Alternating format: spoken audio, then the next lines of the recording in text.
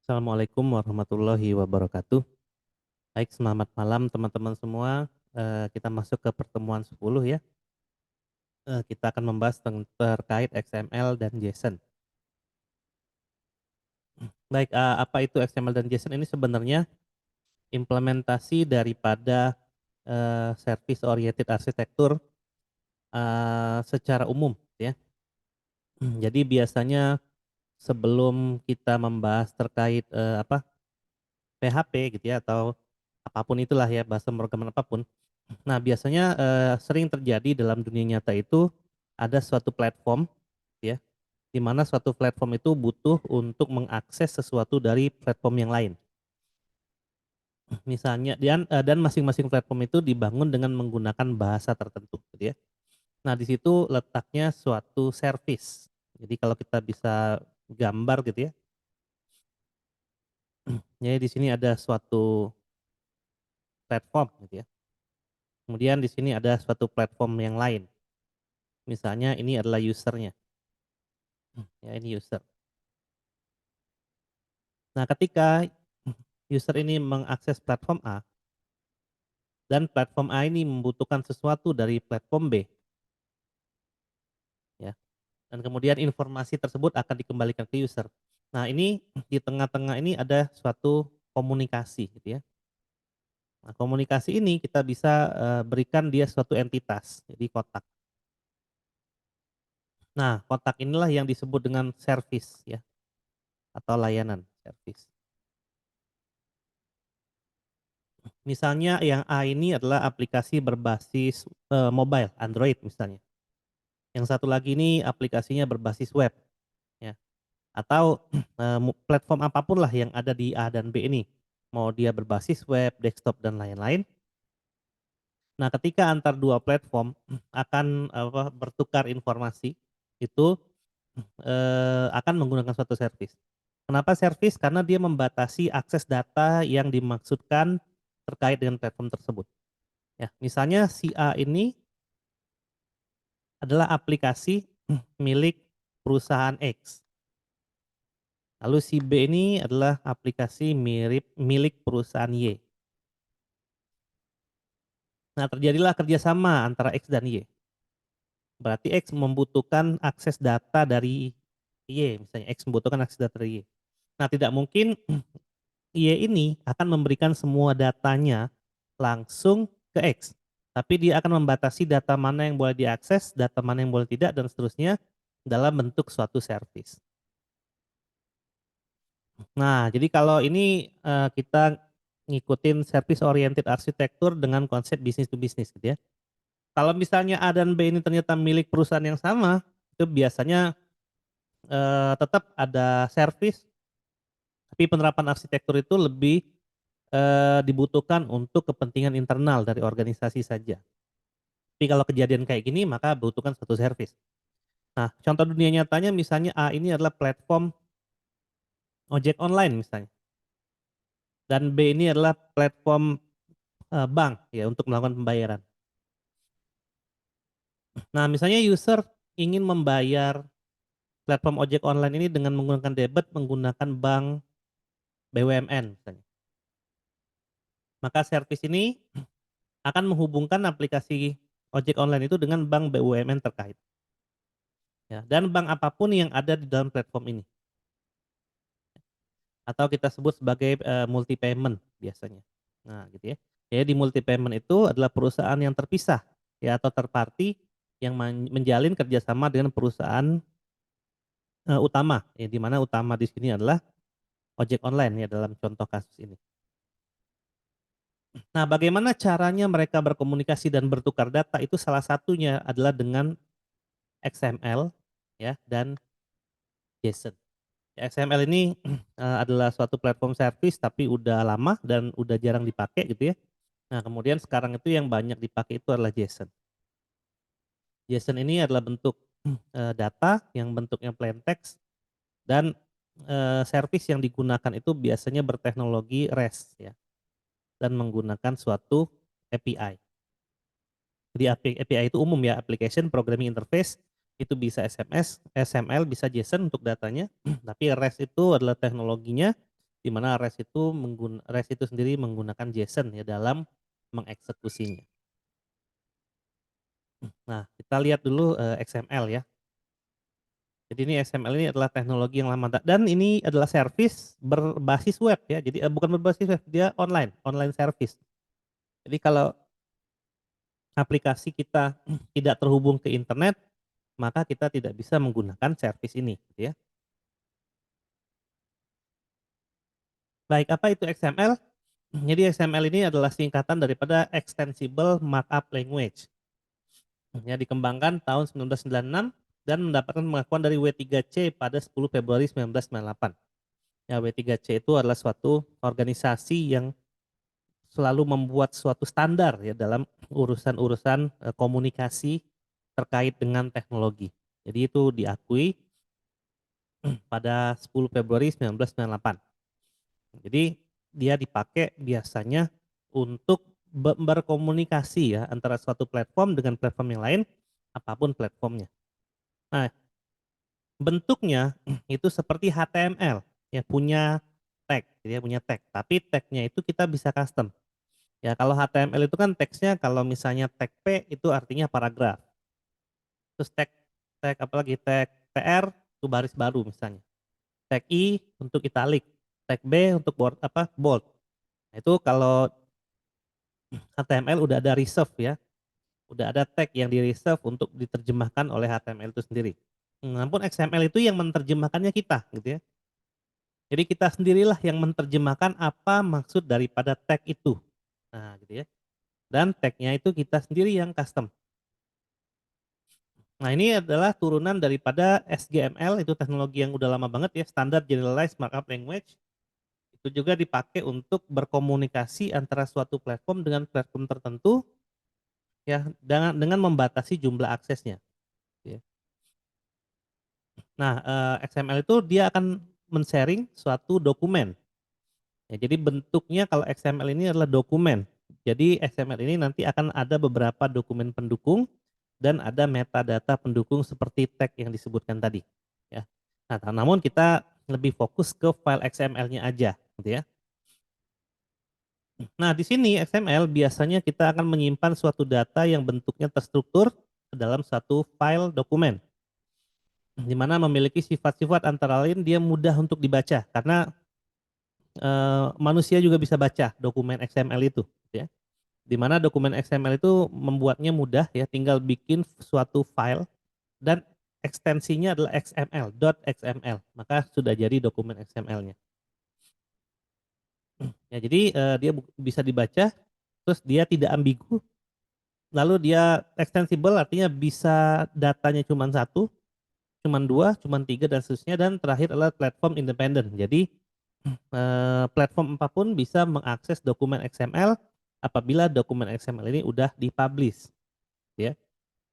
Jadi semua bahasa pemrograman itu sebenarnya bisa membaca dokumen XML, ya, bisa melakukan parsing ya terhadap dokumen XML dengan fungsi-fungsi yang ada pada bahasa pemrograman tersebut menggunakan fungsi parser, gitu ya. Nah, apa persamaan dan perbedaan antara XML dan HTML? Nah, di sini kita lihat persamaannya dulu gitu ya. Jadi persamaannya dia menggunakan suatu tag. Nah, jadi ada elemen yang ada dalam tag. Jadi misalnya kalau HTML itu seperti ini ya, ada body ya, fans Surabaya, body. Ya. Terus ada line break atau line break dan seterusnya. Dia jadi menggunakan tag, sama-sama menggunakan tag. Nah, cuman kalau di XML itu nanti tag-nya terpisah gitu ya. Ini persamaannya dulu. Lalu kemudian bisa menggunakan atribut di dalam tag-nya. Ya, kalau di HTML itu misalnya font, space-nya perdana, color-nya red ya dan seterusnya. Itu adalah atributnya atau variabelnya. Lalu memiliki beberapa entity untuk mengganti suatu karakter spesial dalam string yang dimaksud gitu ya. Misalnya dan LT dan GT dan semua ini mengganti karakter apabila karakter kita ingin masukkan ke dalam entitas. Misalnya Verdana dan apa gitu ya. Atau apa yang mau kita isi ada simbol huruf dan, tanda seru dan lain-lain itu diganti dengan entitas ini agar bisa terbaca gitu ya. Cuman saya lupa ya ini apa. Mungkin kita bisa lihat di sini quote ya, quote itu berarti double quote, apostrofe itu berarti petik satu, AMP, GT sama LT ini saya lupa, tapi nanti akan ada di sini penjelasannya gitu ya, di bawah ada. Nah ini perbedaannya, ya kalau HTML itu tetap tag-tagnya nggak bisa diubah. Kalau XML bisa dikembangkan sesuai dengan keinginan kita, ya bisa kita tambahkan, ya dan kita bisa kembangkan lebih jauh lagi, gitu ya. Nah kalau HTML itu dia orientasinya terhadap tampilan, jadi apa si parsernya browser itu membaca file HTML lalu mengubahnya dalam bentuk suatu tampilan yang ditampilkan dalam suatu browser. Nah kalau XML ini yang baca bukan browser gitu ya, tapi yang membaca XML ini adalah bahasa pemrograman. Jadi dilakukan parser oleh bahasa pemrograman, setelah itu disimpan dalam bentuk array atau dalam bentuk apapun itu, kemudian datanya bisa diolah kembali oleh kita gitu ya di dalam suatu bahasa pemrograman tertentu atau di dalam suatu platform tertentu. Kemudian perbedaan lainnya yang pertama XML itu ada infrastruktur untuk menstandarkan data. Jadi misal kita ingin mentransfer data mahasiswa nih, ya di mana data mahasiswa itu terdiri dari NIM, nama, dan alamat. Maka XML ini nanti akan bisa membentuk suatu data pendukung atau dokumen pendukung sih lebih tepatnya untuk menstandarisasi bahwa data yang boleh dikirimkan itu adalah nama, NIM, nama dan alamat saja. Ya. Itu formatnya. Terserah dia mau satu orang, dua orang, tiga orang dan seterusnya itu bebas. Nah kalau HTML dia tidak punya kemampuan untuk melakukan validasi data karena memang sejatinya HTML itu bukan dipakai untuk sharing atau untuk parsing data, ya. Lalu XML ada beberapa tampilan yang bisa kita buat ya karena memang bentuknya yang sangat fleksibel. Kalau HTML enggak ya, HTML ya kayak gitu aja. Nah, di sini ada aturan dasar dari XML yang pertama adalah case sensitive. Jadi apa yang kita tuliskan di dokumen XML yaitu adalah case sensitive ya. Misalnya di sini saya tulis gini ya. NIM tadi ya. Misalnya NIM-nya 113. Nah, ini. Terus ditutup lagi dengan NIM. Nah, ini adalah contoh XML. NIM ini akan berbeda dengan NIM kalau huruf gede. Nah, seperti ini. Nah, ini akan berbeda cara penerjemahannya, gitu ya. Nah, terus setiap tag pembuka harus ada tag penutup. Ya. Jadi misalnya mahasiswanya ada 3 misalnya. Jadi bisa kita buat di sini mahasiswa 1, misalnya gini ya. Maha, mahasiswa NIM misalnya. Terus ini nama Ali misalnya. Nama terus alamat gitu ya. Nah gini. Alamatnya Bandung.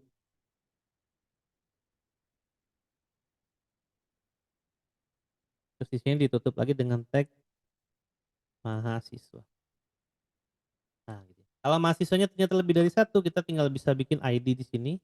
Karena tadi kita bisa kasih atribut juga ya, persamaannya sama dengan 1. Nah, kayak gini ya.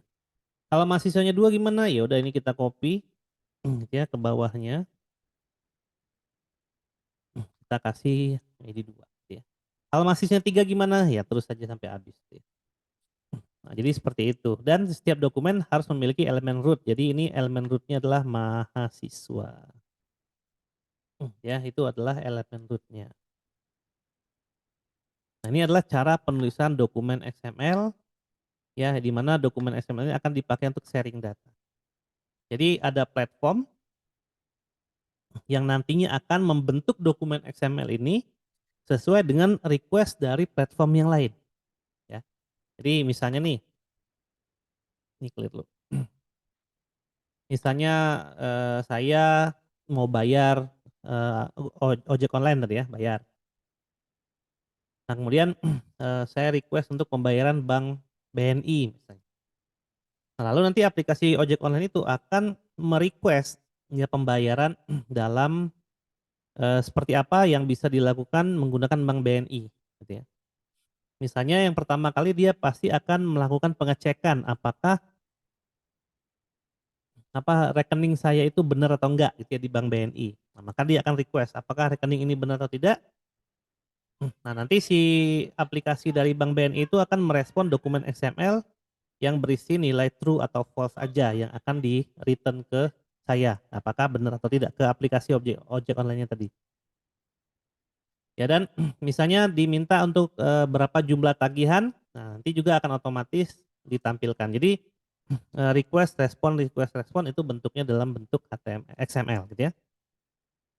Bisa juga di si aplikasi ojek online tadi bisa merequest misalnya apakah nomor rekening ini memang beneran milik saya gitu ya. Jadi dia akan request nomor rekening, dia akan ngelempar nomor rekening apakah nomor rekening ini benar.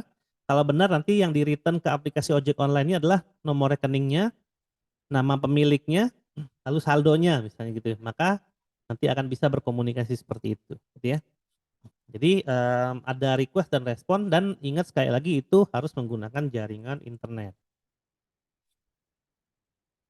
Nah, di sini nilai dari suatu atribut harus berada dalam tanda kutip seperti tadi ID ya, ID 1 misalnya.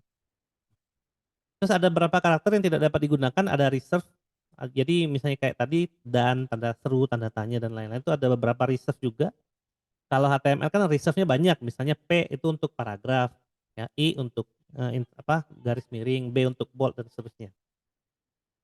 Nah, dan untuk memvalidasi dokumen XML ini maka harus ada deklarasi XML yang menjadi statement di atasnya. Gimana cara deklarasinya? Nah, deklarasinya itu menggunakan ini gitu ya. Nah, misalnya di sini adalah pakai tanda tanya gitu ya sama kayak PHP. Cuman ditutup pakai tanda tanya tapi di sini tanda tanyanya 2 ya depan sama belakang. Nanti PHP kita jelaskan di pertemuan berikutnya gitu ya. Di sini adalah dokumen XML version 1.0. Sebenarnya dokumen XML itu ada 2 versi. Ya, ada versi 1.0 dan ada versi 1.1. Namun perubahan versi dari 1.0 ke 1.1 itu sangat ekstrim ya, sehingga aplikasi-aplikasi yang sudah mengimplementasikan dokumen versi 1 ketika mau upgrade ke versi 1.1 dia harus melakukan perubahan besar ya. Jadi orang nggak terlalu suka dengan versi 1.1, di samping itu juga bentuknya tidak stabil ya pembacaan dokumennya. Jadi versi 1.0 ini adalah dokumen XML yang paling banyak dipakai orang. Kalau mau bikin versi 1.1 ya tinggal ganti aja di belakangnya 1.1 gitu ya. Tapi yang paling banyak dipakai itu adalah di versi 1. Nah, ini adalah pembuka daripada XML. Dan ini adalah contohnya gitu ya. Jadi XML version 1, di sini ada root-nya ramalan cuaca, misalnya di sini kotanya Surabaya gitu ya. Ada tanggal, ada suhu, terus ada pagi, siang, malam gitu ya dan seterusnya. Nah, misalnya gini ya, siang panas, @amp berawan. Nah, @amp ini adalah reserve gitu ya. Di mana @amp itu artinya adalah dan. Nah, AMP itu ada kepanjangannya tapi saya lupa. Itu adalah berarti panas dan berawan. Jadi dia kayak entitas yang memang di reserve untuk isi daripada tag di dalam dokumen XML ini. Nah, cara membuatnya gampang. Kalau manual bikinnya itu gampang, tinggal ini aja di copy gitu ya. Lalu bikin dokumen yang namanya .xml, jadilah dokumen XML-nya. Itu manual. Tapi kalau mau dibikin otomatis maka kita harus coding dulu gitu ya. Di mana nanti coding kita menggunakan bahasa apapun karena ini sejatinya multi platform dan multi language. Coding itu secara logik bisa kita analogikan kayak gini. Ya tadi ada request, ya nanti aplikasi itu akan mengambil data dari database, kemudian data dari database itu akan di-create dokumen XML-nya. Dan dokumen XML itu akan dikirimkan pada platform atau aplikasi lain yang merequest hal tersebut gitu ya. Nah, aplikasi lain itu nanti akan membaca dokumen ini dengan parser. Jadi dibaca. Ya kemudian disimpan ke dalam datanya dia, dalam satu variabel, array dan segala macam, baru nanti bisa diolah. Diolahnya bebas saja, mau langsung ditampilkan, misalnya kayak gini, mau ditampilkan dalam bentuk tabel boleh gitu ya, atau yang ingin ditampilkan cuman kotanya doang itu juga boleh gitu ya, atau mau kayak gimana itu juga boleh, bebas saja. Ya pengolahannya itu bebas. Jadi itu sejatinya dokumen XML tadi gitu ya. Jadi kalau digambarin, kalau kita gambarin ya sama sih sebenarnya, ini adalah usernya gitu ya. Ini adalah aplikasinya, dia melakukan request. Misalnya di sini dia meminta sesuatu, dia akan respon ya. Misalnya ini adalah A, ini adalah B. Ini user gitu ya. Nah dia melakukan request ke B ya. Ini gambarnya kecil gitu ya. Ini dia nggak punya ini ya, nggak punya white background. Jadi backgroundnya ini adalah slide. Jadi memang caranya seperti itu gitu ya. Jadi seperti yang saya ilustrasikan tadi ya. Jadi dokumen XML ini sebenarnya di-generate dari platform yang lain. Tapi kalau kita mau bikin manual bisa gitu ya. Maka kita tinggal membutuhkan aplikasi atau platform yang akan membaca dokumen XML ini. Tapi kalau kayak gitu kan sistemnya tidak request dan respon ya. Tinggal ambil dia, tinggal baca. Saya punya dokumen XML, kemudian dokumen XML ini saya baca dan dia akan menjadi suatu data. Misalnya kita bisa juga bikin nama kota ini simpen di array misalnya, tanggal simpen di array bisa. Jadi itu pengolahannya terserah kita mau seperti apa. Intinya ketika dokumen XML ini sudah menjadi respon dan langsung dibaca oleh aplikasi kita, ya. Nah, kita bisa olah demikian rupa. Sistem kerjanya sebenarnya sama dengan JSON ya. Dia tuh hanya berbeda bentuk datanya aja. Kalau XML ini bentuk datanya adalah dokumen, jadi ada formatnya, ada metanya dan lain-lain. Kalau JSON itu adalah plain text, jadi hanya teks biasa, mengandung Unicode, ya Unicode aja. Misalnya karakter A itu Unicode-nya berapa, misalnya 0, 1, 1, 0 dan seterusnya. Ya, karakter B, karakter C dan lain-lain punya Unicode udah sampai situ doang. Tapi kalau XML ini dia adalah dokumen. Jadi dia tidak hanya mengandung Unicode tapi mengandung metadata dan dokumen pendukungnya juga nanti. Tentunya XML ini lebih berat. Ketika ketika kita baca nih dokumen ini lebih berat. Karena bisa jadi data yang sama ketika kita share dengan XML itu 1 mega dokumennya XML-nya aja. Ketika pakai JSON itu bisa 1/10-nya, 100 kilobyte doang misalnya. Itu bisa terjadi karena memang si JSON itu hanya bentuknya teks aja untuk sharing datanya. Nah ini struktur globalnya XML tadi sebagai syarat ya. Jadi dimulai dengan ini yang kita namakan processing instruction. Jadi kalau ada simbol ini, parsernya kita akan mengerti bahwa oh ini adalah dokumen XML yang harus dibaca setiap tagnya. Ya. Nah jadi di sini juga harus ada root. Kalau di HTML itu kan rootnya HTML gitu ya. Nah kalau ini rootnya adalah ini ramalan cuaca. Bebas saja sih sebenarnya ini bisa di custom. Ya kita bisa custom dan nanti saat dibaca juga dia akan kelihatan tagnya apa, datanya apa. Ya. Nah terus di sini ada dokumen XML. Ya ini contohnya kalau elemen itu seperti ini ya bisa tanggal, bisa apapun lah ya. Kemudian dia akan dibaca sebagai tanggal. Jadi nanti bentuk datanya itu kurang lebih seperti ini ya, kurang lebih ya. Ini nih. Kalau tanggalnya kayak gitu berarti gini. Tanggal titik dua tanggal titik dua 30/05 2012. Nah, gini. Jadi ketika dokumen XML ini dibaca oleh aplikasi kita dan aplikasi kita melihat ada oh ini ada tag tanggal nih. Nah, maka dia akan menyimpan seperti ini gitu ya. Nah, ini boleh kita manfaatin langsung, mau kita tampilin, keluarin, mau kita apain terserah gitu ya. Kemudian ada lagi di sini untuk tag yang harusnya ada pembuka dan penutup gitu ya. boleh ditambahin atribut misalnya skalanya C, itu menunjukkan bahwa suhu tersebut adalah skalanya Celsius. Kemudian ditambah entitas, tadi entities ya untuk reserve word-nya, jadi AMP ini adalah done. Lalu bisa jadi dia membaca karakter gitu ya, yang ada pada elemennya di sini. Jadi ini adalah blok yang membentuk XML dan dia harus ada tag pembuka pasti dan harus ada tag penutup. Di tag pembukanya bisa kita kasih entitas seperti kita berikan pada HTML. Nah, di sini deklarasi XML itu sebenarnya bisa panjang gitu ya. Misalnya dipanjangin jadi ditambahin encoding UTF-8. Nah, UTF-8 ini adalah standar encoding di mana menggunakan standar 8 bit. Jadi 8 bit itu adalah standar encode yang dipakai panjangnya cuman 256 ya kalau 8 bit. Dan karakter yang bisa disajikan hanya terbatas, mungkin hanya terbatas angka, huruf besar, huruf kecil gitu ya, dan beberapa simbol. Kalau ternyata data yang mau kita kirimkan itu adalah bahasa Arab atau bahasa Cina, mungkin UTF-8 ini kurang untuk encodingnya. Encoding itu banyak ya yang kita kenal, ada Unicode, ada UTF ya, ini Unicode ya. Ada ASCII gitu ya, American Standard ya dan seterusnya, dan itu ada di Google. Coba lihat aja untuk Unicode, ASCII atau secara umum kita sebut dengan encoding ya dalam penerjemahan karakter atau string yang akan dibaca oleh komputer.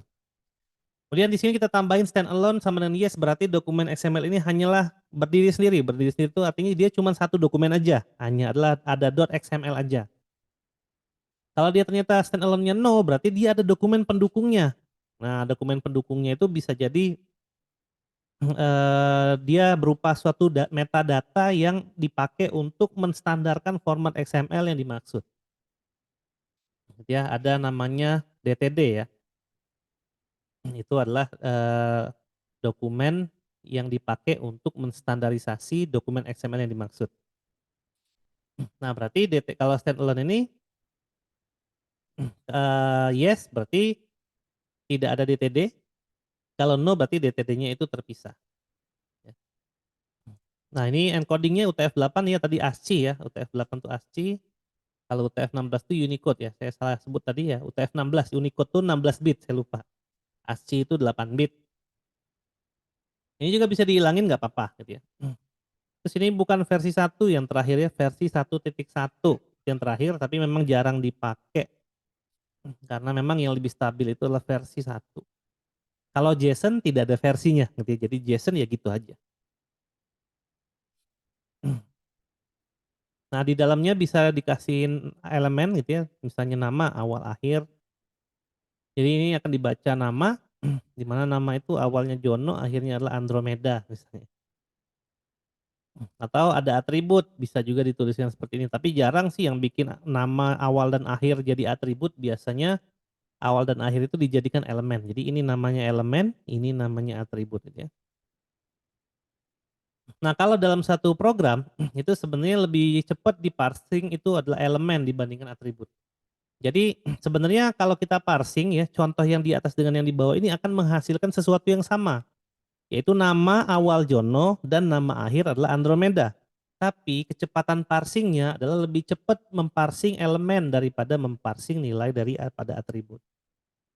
Kalau kita lihat ini outputnya apa? Sama aja. Dia nama Jono, nama awal Jono, nama akhir Andromeda. Yang di bawah juga sama kan, nama awal Jono, nama akhir Andromeda. Tapi awal dan akhir kalau yang di bawah ini adalah elemen, ya atribut, ditaruh di atribut. Kalau yang di atas ini ditaruh di elemen. Kalau misalnya kita hanya ingin mengeluarkan Jono dan Andromeda, ini sebenarnya outputnya sama aja. Tapi lebih cepat di parsing adalah elemen daripada atribut. Nah, ini adalah reserve tadi ya, entity tadi yang di reserve. Nah, dan AMP itu adalah dan, LT itu less than berarti ya. GT itu greater than, quote itu double quote ya, apostrofe ini petik 1. Nah, cuma 5 ini aja yang dipakai. Ya, entitas yang bisa dipakai ya seperti yang di atas ini tadi gitu ya, yang ini. Kalau memang ingin elemennya ada dan, misalnya panas dan berawan tuh mau pakai apostrof itu bisa, apostrof atau pakai quote bisa gitu ya. Nah lalu tadi ada yang namanya processing instruction. Jadi ini adalah awal daripada dokumen XML tadi yang di atas ini gitu ya.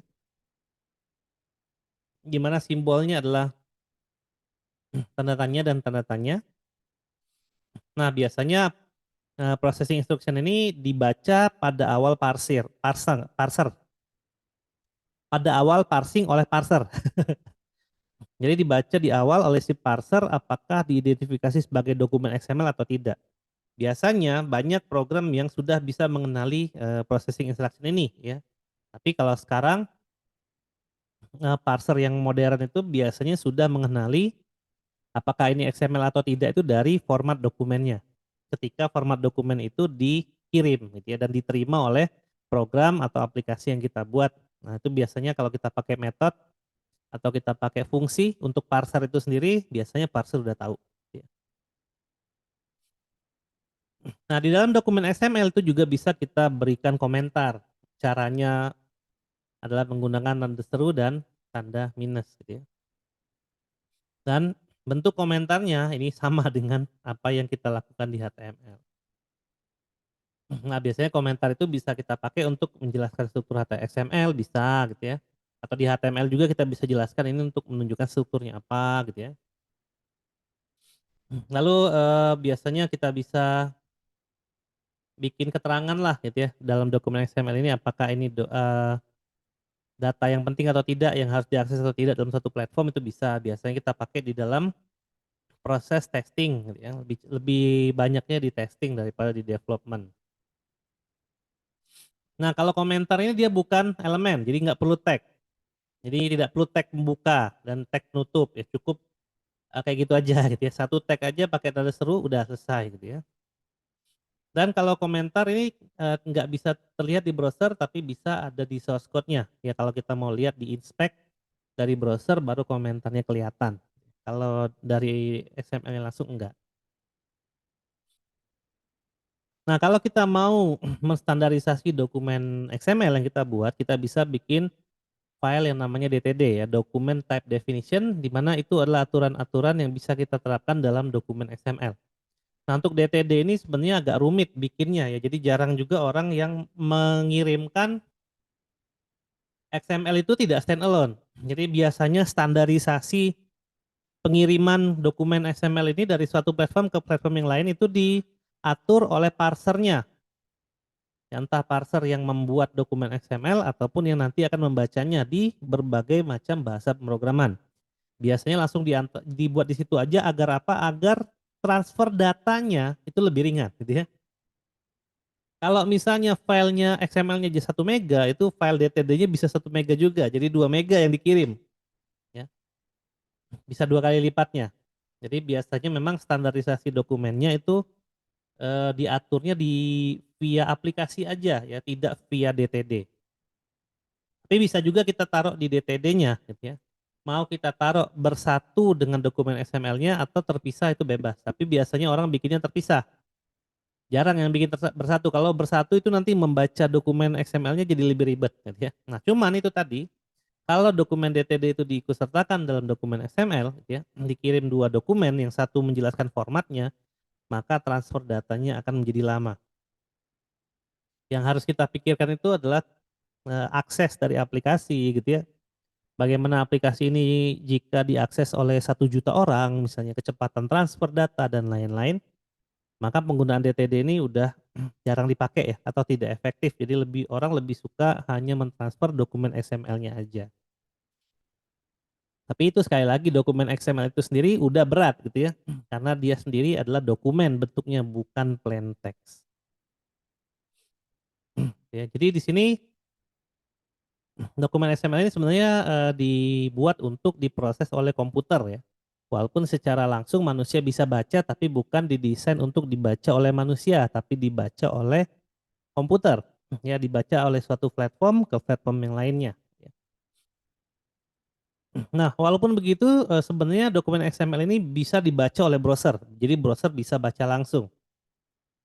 Kita lihat coba kalau nggak salah BMKG yang masih punya pakai XML ya, kita coba. Nah, misalnya di sini BMKG XML, kalau nggak salah BMKG yang masih pakai ya, ini saya lupa. Nah ini BMKG, oh ini ada XML sama JSON ya, BMKG udah ada format JSON-nya, jadi nggak harus XML.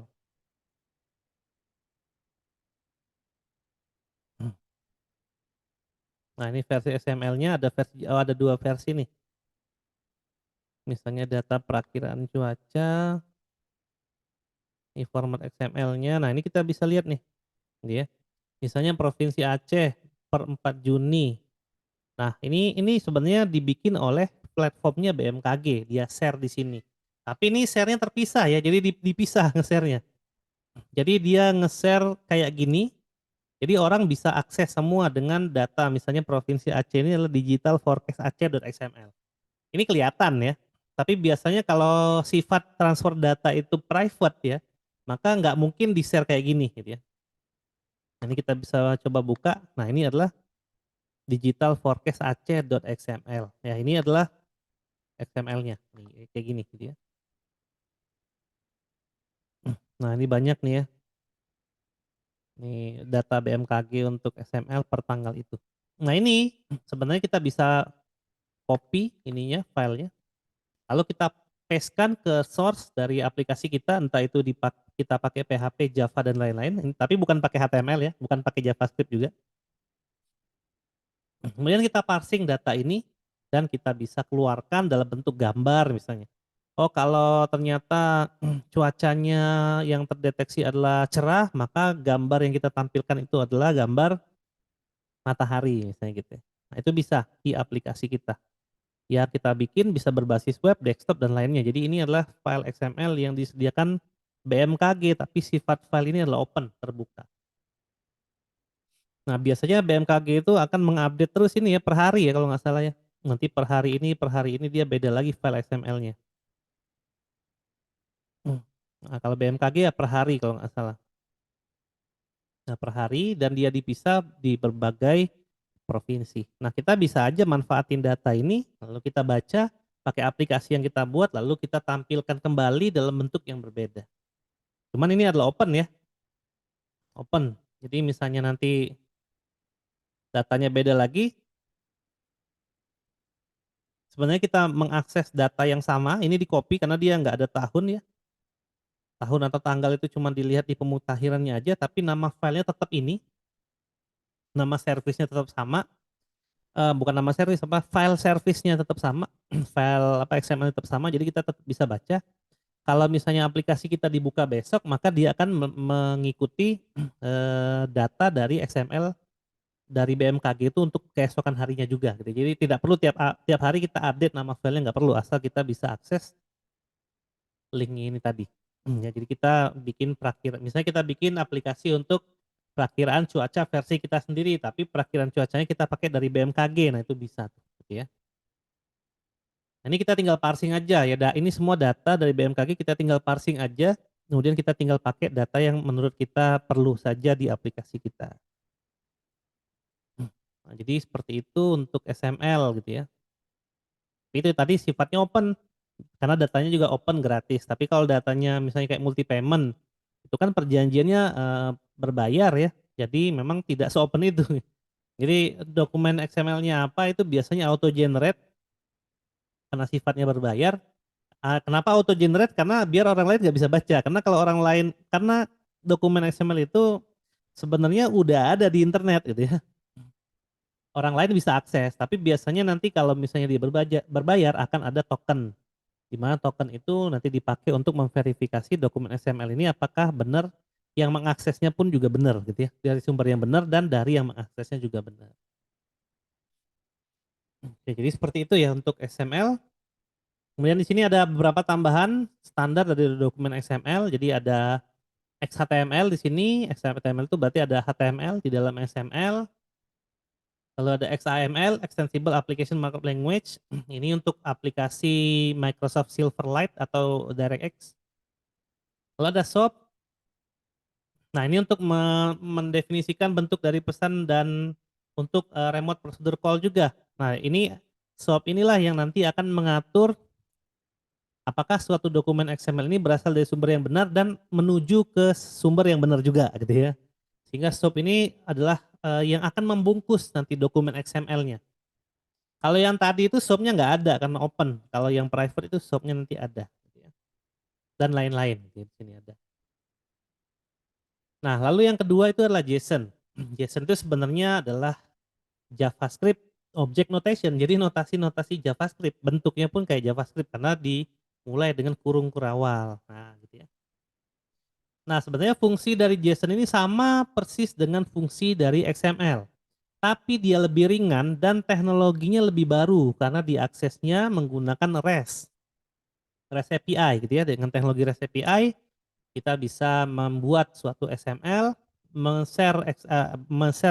membuat suatu JSON, men-share suatu JSON lalu membaca suatu JSON menggunakan suatu parser juga.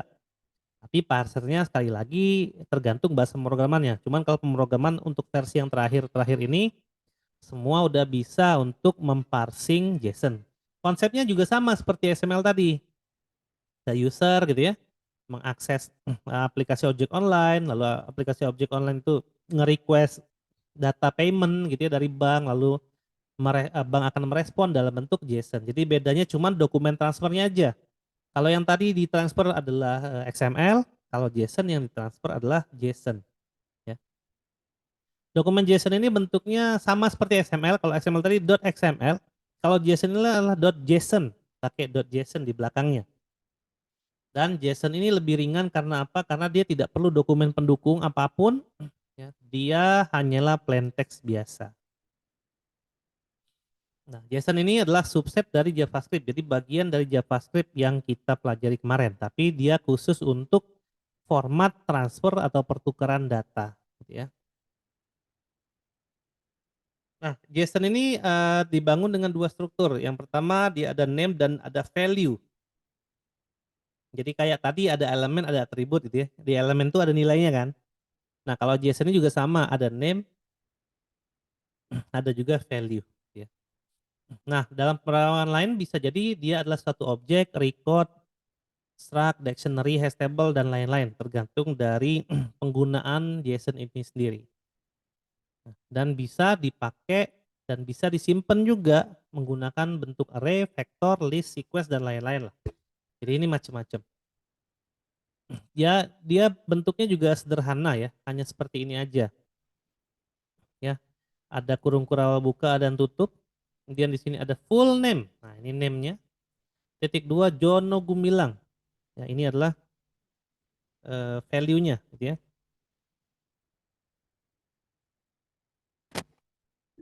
Kemudian di sini ada tambahan misalnya font. Terus ada lihat lagi di bawahnya ada tipe ya. Oh, ini font berarti ada work ya. Terus ada value-nya adalah 08 sekian, ada mobile 08 sekian. Jadi Jono Gumilang ini punya dua nomor telepon, satu buat bekerja, satu buat mobile. Kemudian Jono Gumilang ini juga punya alamat bekerjanya di Jalan Raya ITS nomor 1, kemudian alamat rumahnya Jalan Kertajaya Indah nomor 1. Ini adalah format JSON ya, format JSON yang dipakai di teknologi REST API. Tadi bentuknya sama-sama bentuknya adalah data gitu ya. Di mana kalau JSON ini lebih ke teks, teks murni atau plain text. Kalau yang tadi itu XML itu lebih ke dokumen. Jadi JSON ini akan lebih mudah untuk dikirimkan dan lebih mudah untuk diparsing. Nah, ini adalah perbedaan dan persamaannya gitu ya. Nah, kalau XML tadi mungkin nggak bisa pakai JavaScript. Bukan mungkin ya, emang nggak bisa. Kalau JSON bisa diakses pada JavaScript. Nah, kita lihat yang pertama dulu ya. Keduanya memiliki simplicity, openness, dan interoperability yang sama. Ya, memang simplicity, openness, dan interoperability-nya sama. Lalu keduanya memiliki format data yang mudah untuk didistribusikan ke berbagai macam user, ya itu juga sama. Karena secara umum formatnya adalah data gitu ya. ada atribut. Kalau di XML tuh ada atribut, ada value, di sini juga ada name dan ada value.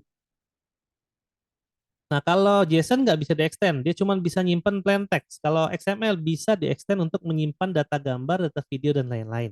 Jadi dia formatnya banyak karena ada metadata tadi.